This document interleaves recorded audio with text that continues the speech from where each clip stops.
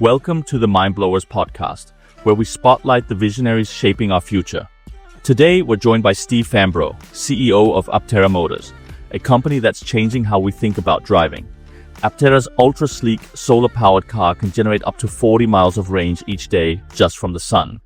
That means many drivers may never need to plug in. Stay tuned as we explore how Aptera is turning sunshine into effortless mobility and pushing the boundaries of what a car can be. The Mindblowers Podcast, uncovering the mysteries of the future. This episode, Cars Powered by the Sun with Steve Fambro and your host, Daniel Kafer. Welcome to the Mindblowers Podcast, and today we're going to talk about the future of cars and transportation. And we have Steve with us here from Aptera. Maybe you can tell me a little bit about yourself and your company. My background is in electrical engineering. I was a late bloomer, as we say. I didn't go to university right after high school. I went into the Army instead, traveled and worked in Europe as a civilian after I immigrated to Germany. I had to, just like anyone would normally immigrate from Turkey or Russia, had to immigrate there and worked for another 3 years. And then later, after I returned to the U.S., sometime later, I went to university and got my electrical engineering degree. And my first job in biotech was a real eye-opener to how much a degree could change my life and enable me to have new opportunities that just were dreams, beforehand. But it also gave me a toolbox to look at the world where everything is an electron or a collection of electrons, and problems can be solved most often with math and science. And that's how I view the world. And it's no surprise that I would co-found a company like Aptera because it's very science focused, very engineering focused. And when you and I were talking beforehand, you had mentioned the thoughts of the future as we encounter opportunities in our discussion of the podcast to touch on that. And our mission is very simple, and I think will always give us a mission in the future, which is every journey is powered by the sun. That's our mission. When you walk into our lobby, that's what you see in big letters on the wall, every journey powered by the sun. And that spells out our future for us. It tells our customers, it tells investors, strategic partners, what are we going to be doing in 5 years, 10 years, 20 years? That's what we're going to be doing. We're going to be making sure every journey can be powered by the sun. Well, that sounds really fascinating. I actually remember back to when I was about 5 years old in the late 70s, and I was thinking about what would the future look like and what would the future of cars look like. So I think if somebody told me about artificial intelligence that we have today, I would say, okay, wow, that's impressive, right? But I would probably not be very impressed by the progress we made in cars. Back then, in the late 70s, my dad bought a Mazda 3. I actually just bought a Mazda 3 about a year ago, and they're not that different, right? They are both on four wheels. They are about drive the same speed, use almost kind of the same fuel. But is a revolution happening now in terms of cars and transportation, or will it be another 50 years of little progress? I think it's happening now. Not obviously, I think with Aptera, of course, we're leading the way, not just with passenger vehicles, but we are actively working with other OEMs, with non-automotive applications as well. And so we're helping, we're a tiny part of that revolution, but there's other companies out there too, who are making electric, not necessarily solar, but electric vehicles that are they're so much better in every way, than any kind of gas vehicle that's out there. So there's lots of choices for the consumer. And maybe I'm a little nonchalant about it only because I'm here in California and that's where a lot of these are based. And so we see them everywhere. I don't know what it's like in Denmark or other places in Europe, but I know Scandinavia has a very high adoption rate of electric vehicles, in part because of the government incentives throughout the different countries there, especially Norway. But I think I'm hopeful because progress I see with the smaller companies and also the resistance that the larger companies are giving to electrification, which tells me that we're doing something right. Tells me that the way they resisted the seat belt, the way they resisted catalytic converters. They said, nobody will buy the car with a catalytic converter. It'll be too expensive. And we had to have government leadership, in the case of the United States, with California Air Resources Board, to really make that happen. And the fact that they're protesting these larger companies so much tells me that this is a similar situation where they're fighting progress, because no big entity likes change. Right? Change is disruption, it's cost. That tells me that we're making progress. If we talk a little bit about the Aptera car, when I read about it, I'm about to say, well, it's almost too good to be true. It sounds like, you don't even need to charge it. It drives only on the power of the sun. Is there a caveat, or is it simply that perfect that it's kind of completely free driving? Well, the best way to explain it is like a plug-in hybrid. If you're familiar with how plug-in hybrids work, instead of a gas engine, there's solar panels. So you have some day-to-day driving which can be covered by the sun. My wife has a plug-in hybrid, for example, and it's our big family car. We put all the kids and dog stuff in it, and she hasn't been to a gas station in probably 4 months, because charging at home every night and driving, to work, most everything is done by the battery. So that's the way to look at Aptera. It's like a solar plug-in hybrid. Instead of a gas engine, there's solar panels. And in most places where it's sunny, like here in San Diego, people can get up to about 40 miles per day. Well, that definitely sounds quite amazing. I think you were asking a little bit about EVs in Europe. So I think, yeah, definitely you're seeing more. But I also think that the EVs are getting a lot of hate. I mean, I hear a lot of people saying, well, it's not green at all to choose an EV because the production is very polluting, the metals going into the production and the battery and so on. So many people are saying you're just moving the pollution from one place to the other. What's your view on that? I think it's the same as when we were transitioning from horse and buggy to gasoline. The streets were filled with horse poop, and it was normal. And everybody just accepted it. They accepted the smell, and it's so foreign to us now. In fact, if you go to any big city and they have a festival and then they bring in the horses or something, you smell all of that smell that we've just forgotten what it smells like, And so there's always reasons that the people in any activity want to keep doing that same activity. Human nature. I would say, let's look at a gasoline engine. I grew up working on cars, so I've had my hands inside rebuilding different engines. There's molybdenum in the rings and bearings. There's other heavy metals. You are not only combusting the fuel, but the oil that gets through there as well. Also the metals that are part of the combustion process, the small micro bits that are worn off. You have all kinds of reasons why a gasoline engine and its whole ecosystem is also polluting. And then you have the inherent inefficiency of the Carnot engine, the heat engine. It's 25-27% efficient per unit of energy going in versus power coming out.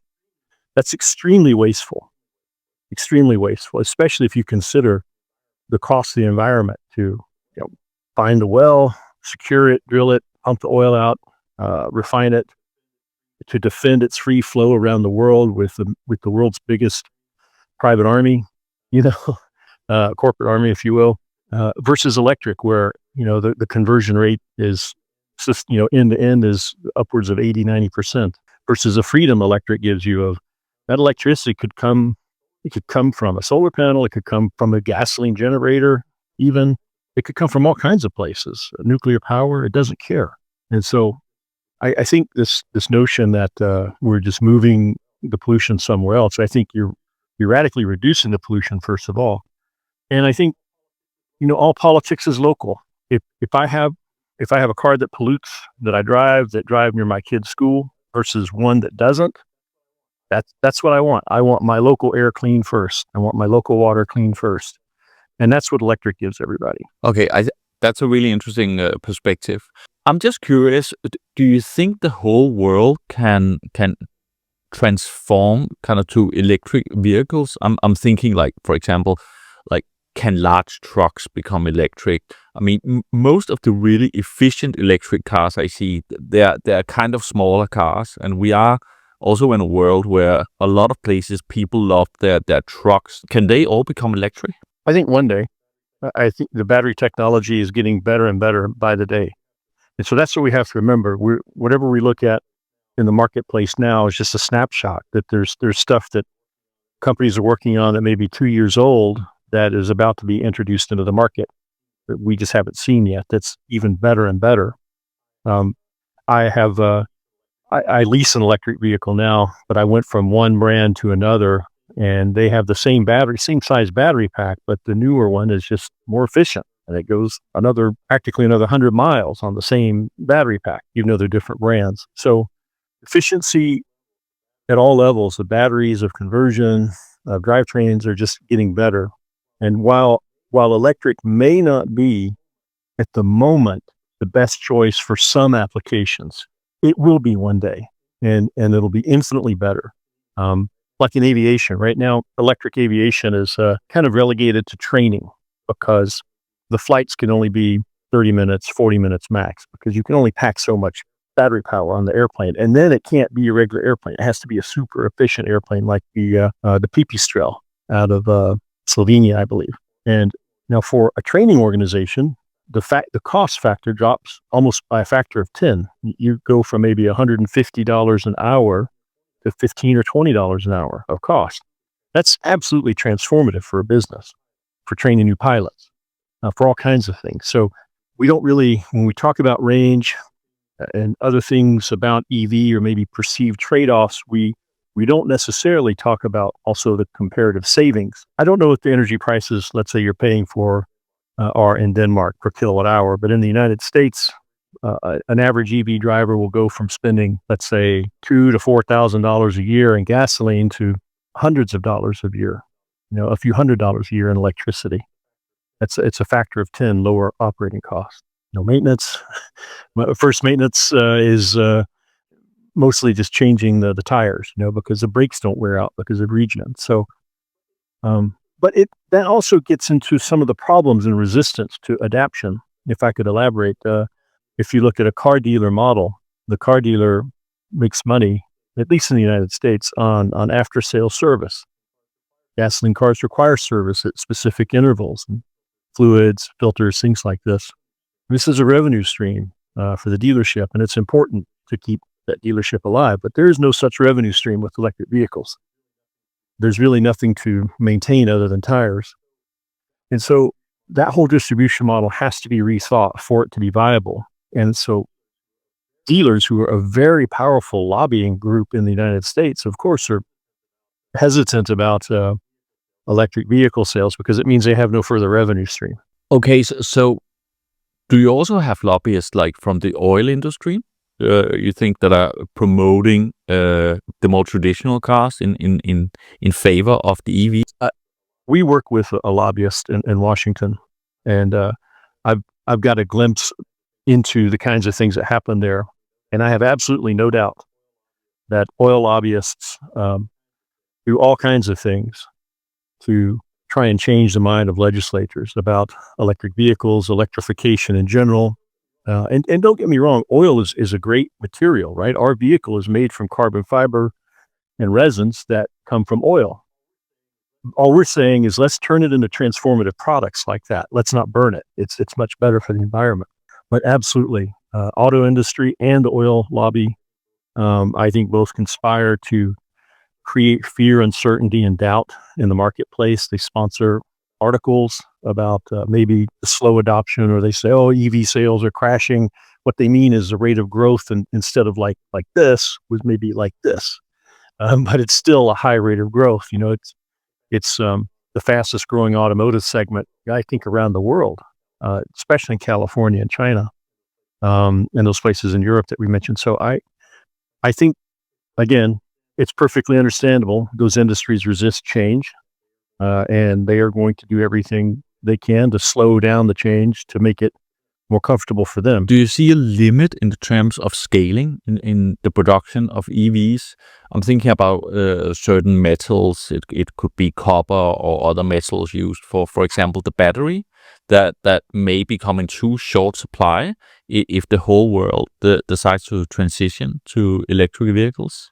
Not at this ramp necessarily. I mean, copper, for example, copper has been trading very low on the commodities market for quite a while because we've seen a slowdown in the industrial expansion within China, which was, producing virtually all the world's concrete, consuming all the world's copper. And so copper, I mean, I know that's just one element you mentioned, and maybe there's others that I did not mention, but I think the marketplace is a great way to solve problems. If there's a demand for something and there's profit in it, then someone is going to build a mine or build a refinery or build some way to recover those materials. In fact, I think Redwood, the company started by J.D. Straubel, is one of those pioneering the recovery of materials in lithium-ion batteries. So I would say there's lots of smart engineers out there who want to make money. And when they see the opportunity of this mass electrification and people choosing it just because it's superior, the vehicle drives better, it's effortless acceleration, it's cheap to operate, then I think you're going to continue to see the marketplace create new solutions for those problems if those problems arise. What do you think is more important, kind of accelerating the transition from gas vehicles to EVs, or also kind of pushing the self-driving cars further? I'm just thinking that the more self-driving cars we have, robo-taxis and so on, the less cars we would actually need. So I'm kind of thinking that both elements could help the environment. How do you view that? In some areas, maybe geographically because of how they're constructed, maybe the best car is no car. We know public transportation works already in some places. There's people.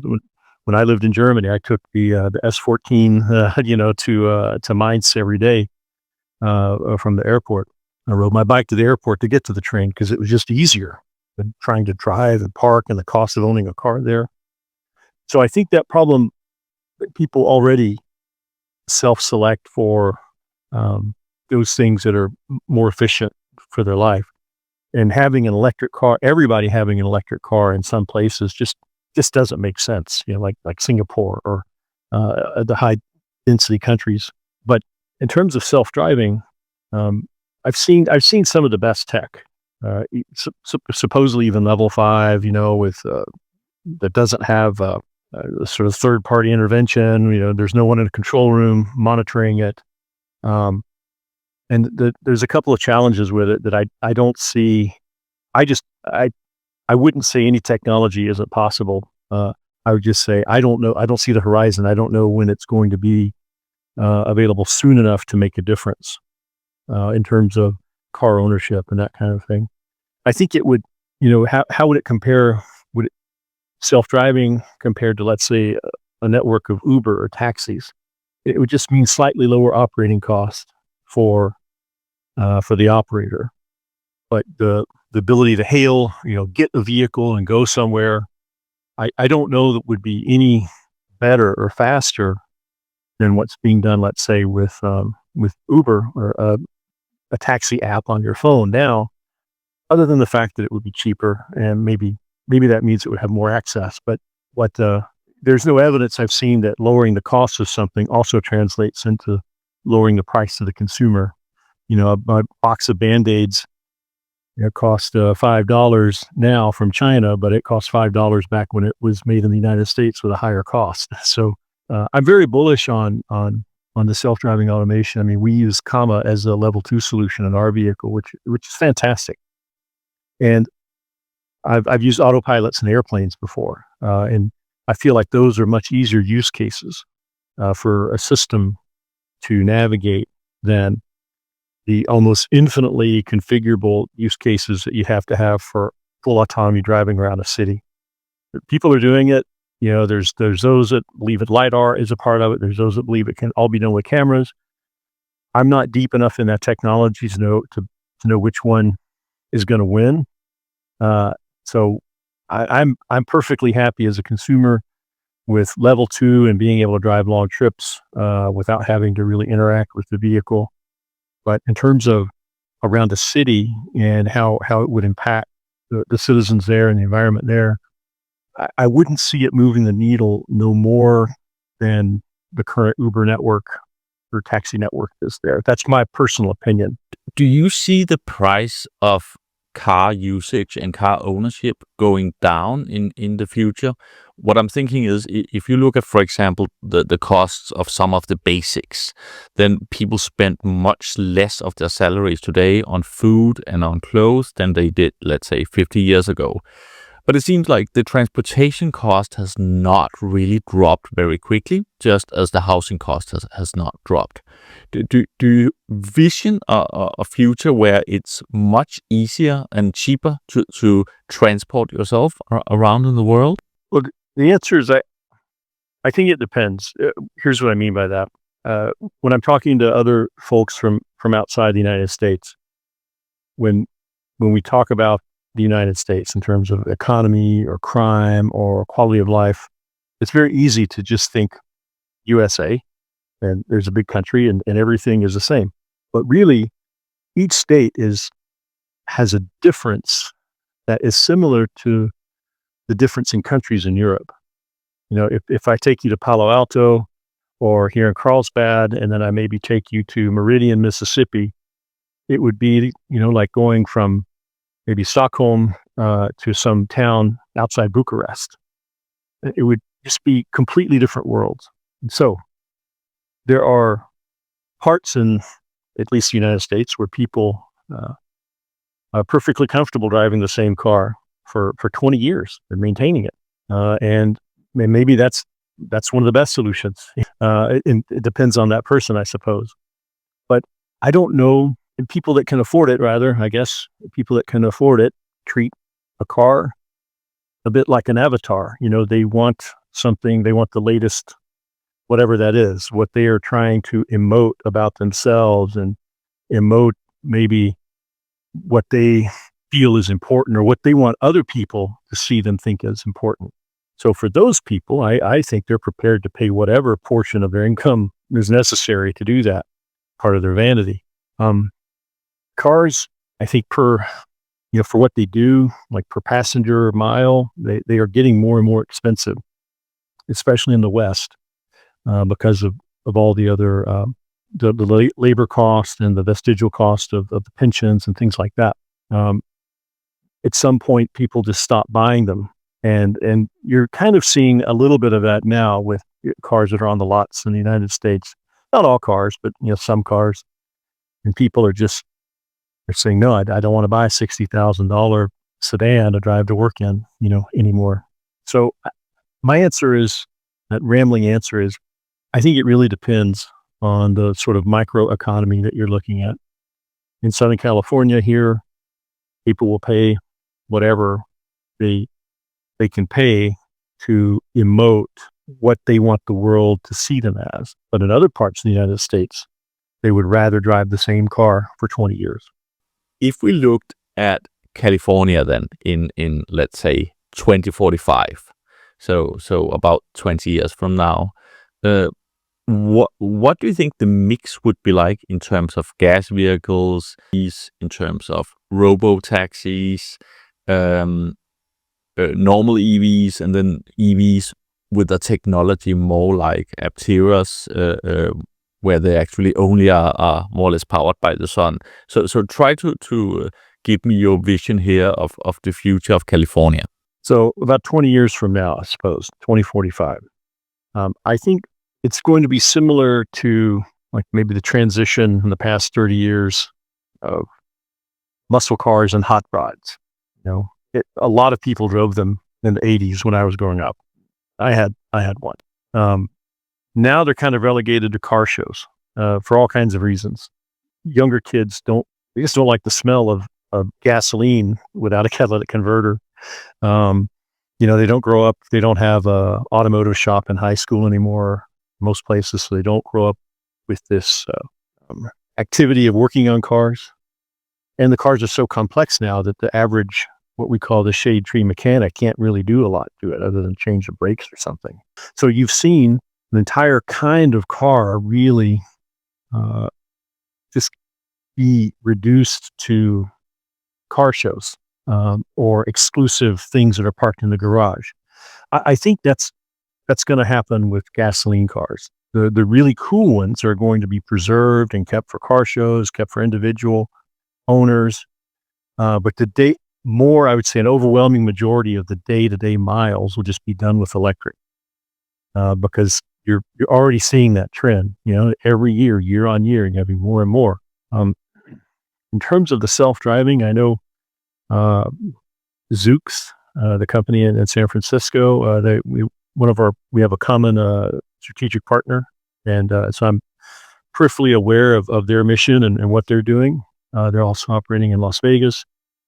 I think because of the drive to lower cost and getting rid of humans lowers cost, I think you will invariably see more and more of those. I don't know that the user experience will be any different. Maybe it's actually scheduled better because it's all done real time with AI, and they know exactly like which passenger to pick up or drop off better than a driver kind of trying to figure through with their app where to go to next. So maybe it will be more convenient. But I would say in 20 years, I would see most gasoline vehicles are either highly specialized, maybe diesel tow trucks or something like this, or they are relegated to collectors, hobbyists, that kind of thing. And that most of the day-to-day driving is electric. And instead of an Uber or taxi waiting for you at the airport, there'll probably be a line of Zooxes or other competitive products that'll do the same thing. I mean, 20 years is a long time from now to then for the hardware and firmware to mature. It's probably going to be incredible by then. And it could even be, who knows, maybe it's so good that nobody wants to drive anymore. Like just like that overnight, the culture shifts and driving is like having a hot rod. It's like something you do as an enthusiast, but people, if they could choose to just sit in a car and, watch TikTok videos of cats or work on their emails on the way to work, most people would probably choose that rather than drive. Or it could even be a safety choice, right? If you know that there's X% chance every year of like a fatal accident by driving yourself, and that is like, 90% less by switching on the auto drive, maybe that would be a key argument as well. But how do you then imagine these EVs in 20 years? Do they basically look like our Teslas today, or do you envision like a fleet of cars that's very differentiated? Like, for example, the Aptera is a two-person car, as far as I understand it, at the moment. So it's kind half motorcycle, half car. Do you imagine many different types of vehicles that transport people, or would it look basically like it does today? I think they will look different, and they will look more like Aptera than like other vehicles. Maybe not as radical, but it will be inevitable that they have to be more efficient. And the reason for that is gasoline has been so cheap. It's been so inexpensive and cheap that we've just given no care to how much an engine uses, how much a car uses. Sure, we have, they make a mile per gallon rating recommendations or not recommendations, rules and guidelines, CAFE standards that increasing the higher and higher. And of course, in Europe, gas fuel is taxed very heavily. And so that just means that the car is more miserable. They put a very small engine in it and it doesn't go as fast as maybe as you'd want it to go. With electric and batteries, batteries are still the single largest cost of the vehicle. And they're also the largest singular weight element. In our case, the batteries weigh more than the structure. They weigh more than the vehicle body.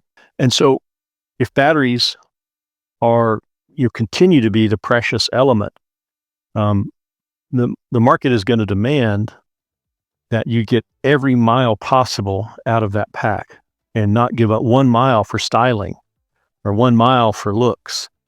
And I think you've already seen that in the marketplace. That's why Tesla dominates, because if you have ChatGPT go and analyze the sales and ranges and cost and everything of all the electric vehicles, you will see the ones with the largest range for the least amount of money are the most popular, and that's Tesla.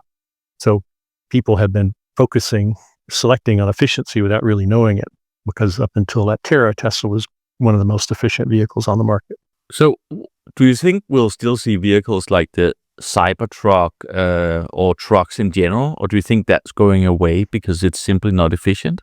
I think this gets into the psychology part, which I'm unequipped to answer. I can pontificate on it. I will say that again, I think cars are still avatars, at least in the United States.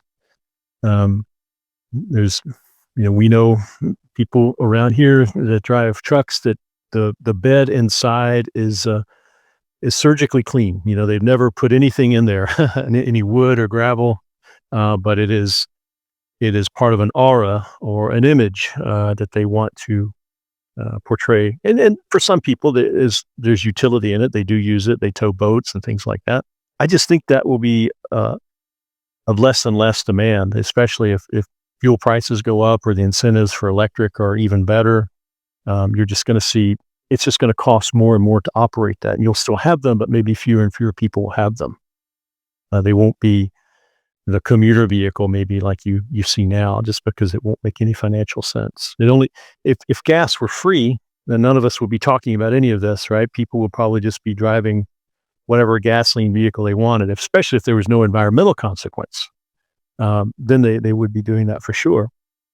Everyone would be driving a tank. But energy, there's more and more awareness of the effects of burning fuel on the earth. We can't ignore that. No matter who is in office, we're already seeing that it's something I think that everyone recognizes, and we have to reduce the fuel that we burn all around the world, and electric is really the only way to do that. So I think those big trucks and things like that, I think, are just going to be priced to be just maybe for people that can afford them or want to spend that money.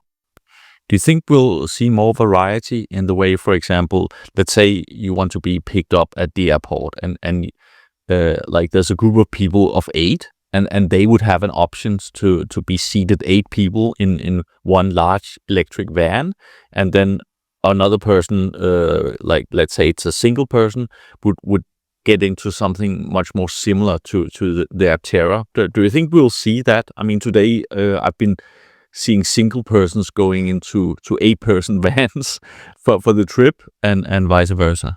I hope we do. I mean, people might say, well, I don't want to get into a car with a bunch of people. You were just in a plane with a bunch of people.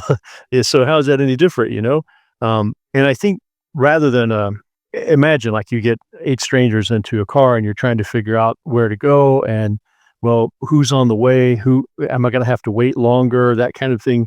This is something that software can do instantly. It can do it even before you land, and know where you are in the airport and who's coming out first, and so you don't even have to fool with an app. Like that scheduling capability is here and now. So I think what will win in the marketplace is what's most convenient. Removing the friction from everything. And me personally, when I'm land and get the airport, like I don't want any delay. I want to get home to my son and my family, and I would have to think about how I'd feel on a round robin trip of dropping 8 people off on my way home. I don't know. I would, if it's cheap, maybe I might be incentivized. If it's like so much cheaper, then I might be incentivized to do it. But again, if it was all electric and solar power, I wouldn't feel guilty about just being the only passenger in the vehicle. Do you think that companies like Tesla will adopt some of the technology that you're using at Aptera, so they will basically be wrapped in solar panels as well? Or do you think what you're doing is unique and will not be scalable anytime soon? I think they already are. I mean, we're working with 2 different OEMs right now, automotive OEMs. One is well established, and one is new but very well known.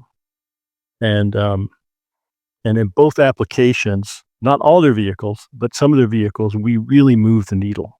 Like our solar would be transformative for that product and for the consumers that operate it, whether it's a retail product or like a commercial product. In both cases, they move the needle. So I think reducing the friction of any product or service always means more adoption. And so with our solar, think about it in that way, we're reducing the friction. We're reducing the number of times you have to plug it in. We're reducing the hassle. Like my house, I have 3 electric vehicles, 3 drivers in my house, and 2 plugs. And so it's musical cars in the driveway in the street. Who gets to charge? And it's like there's a grievance hierarchy of who has the least charge on the vehicle they get to charge first. And so anything that removes that, so I don't have to bicker with my family about charging. Well, that's nice. That's a nice thing. You don't have to think about it anymore. It's always topped off. I think we have the opportunity with a lot of other products and companies, and we're pursuing it quite heavily. We have a team that is doing nothing but business development, trying to get non-Aptera revenue or non-vehicle sale revenue into the company, because we believe our intellectual property has value outside of the current vehicle that we're building. So how quickly do you think this will scale? When do you think we'll see, let's just say Tesla or some of the other large car companies actually adopting this technology of solar cells on the car and commercialize it? That's a great question.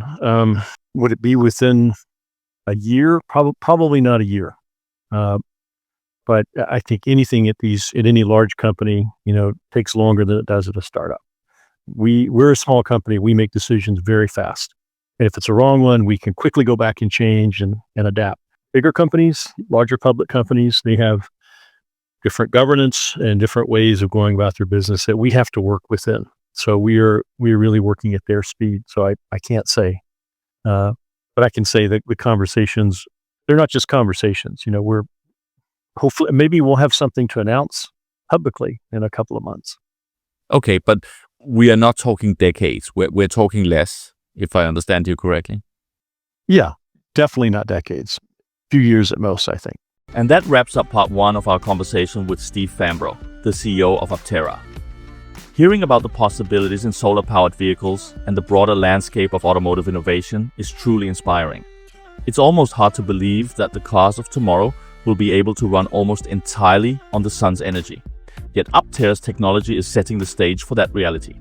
Even more exciting is that these breakthroughs won't be limited to Aptera alone. As Steve mentioned, the same technology could soon influence other major car brands, pushing us into an era where zero-emission, solar-powered commuting might become the norm. But that's not all. In part 2, coming out next week, we'll dive even deeper. We'll explore whether China is likely to dominate the future car market and discuss when we might finally see flying cars as a mainstream transport option. The future of mobility is charging toward us at full speed. And trust me, you won't want to miss what's next. So, stay tuned. Until then, keep your mind open, stay curious, and get ready for more thought-provoking insights right here on Mindblowers. We'll see you back soon.